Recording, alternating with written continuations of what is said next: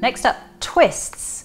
Lie straight on the floor, bring your knees up to your chest and then roll them over to one side, holding your arms out in a T shape with your shoulders as much as possible flat on the floor. If it's comfortable for you, turn your head in the opposite direction of your knees and just breathe. Then inhale, lift your knees up. Twist them over to the other side, your arms still in a T shape. If it's comfortable, turn your head the other way and rest here and breathe. For an alternative version, stretch your legs out, cross one knee over the other and twist and lower that knee to the ground. Again, with your arms in a T shape. If it's comfortable for you, turn your neck in the opposite direction. After 15 seconds or so, repeat on the other side. And remember to keep breathing. When you've done both sides, return to the center.